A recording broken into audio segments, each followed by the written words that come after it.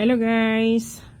Magandang hapon po sa inyong lahat. So today's video guys ay ito po para po sa mga maraming utang, sa ating mga pagkakautang.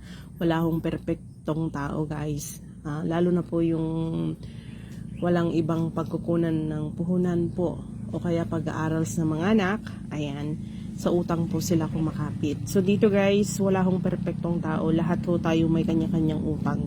So ayan, wag ho kayong mapanghusga and wag ho kayong kumbaga magmarites sa mga taong may utang. So dito guys, ang gawin niyo kung kayo po ay may utang, kumuha ka ng malinis na papel. Ayan, lalo na kung lubog yung kumbaga yung income mo mas marami pa sa utang mo. So itong gawin mo guys, kumuha ka ng blue na ball pen. Blue yung ink sulat mo dito yung pangalan mo.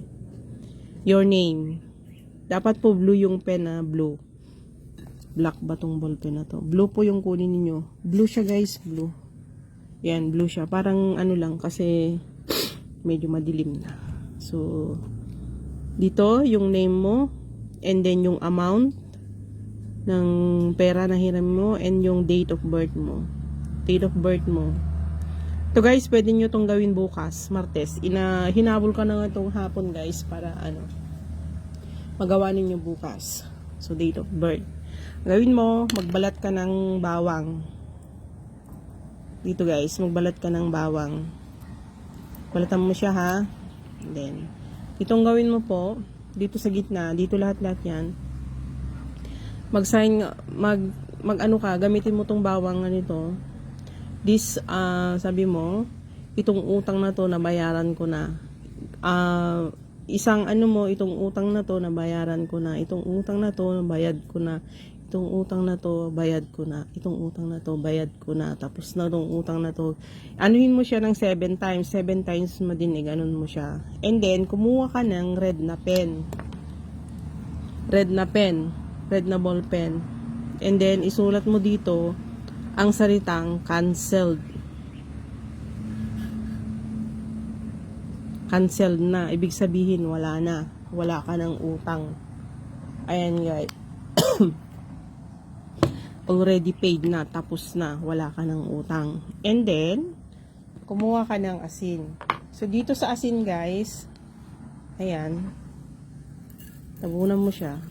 Tabunan mo siya. Yan sa asin. Alam nyo ba kung bakit kailangan nyo ng asin? To protect your spell po guys. Protektahan nyo yung spell ninyo. Lagay nyo siya dyan. Yan. Lagay nyo siya dyan. Saan nyo ito ilalagay? Pagkatapos, saan nyo ito ilalagay? Ilagay ninyo ito sa ilalim ng higaan ninyo hanggang hindi kayo nakakaremedyo ng pambayad sa utang ninyo. Hanggang sa day na makabayad kayo sa utang ninyo. Huwag ninyong alisin doon. And that time po na nabawasan yung utang nyo, kunwari yung utang ninyo is 5,000, kunwari nakabayad ka ng 3,000, ayan guys, meron pang 2,000, itapon mo na ito. Itapon mo itong asin na to sa lababo o kaya sa inidoro. Yun. Mas maganda po sa lababo. Tunawin mo ng tubig. Huwag mong ikakalat sa lupa to.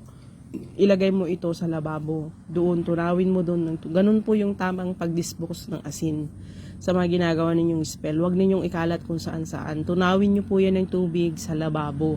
Doon po. O kaya po sa inidoro ninyo. Doon po ninyo ilagay yan.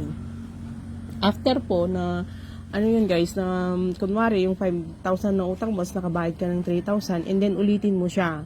Yung 2,000 na lang, yung balance na lang ang ilagay mo until maubos mo lahat yung utang mo. Gawin mo siya ng paulit-ulit guys. Ito po ay isang spell na itutulong ko sa inyo sa mga naniniwala. Ngayon guys, kung hindi kayo naniniwala sa mga ganitong spell, wag na po ninyong mag-comment ng mga guys, o kaya skip na lang ninyo itong video and maghanap kayo ng video alam ninyong makakatulong po sa inyo.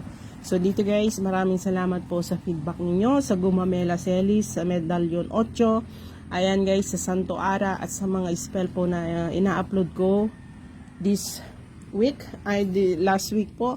Talagang ang dami pong nag-trending ng dahil po sa tulong ninyo guys. Maraming salamat po sa inyong lahat.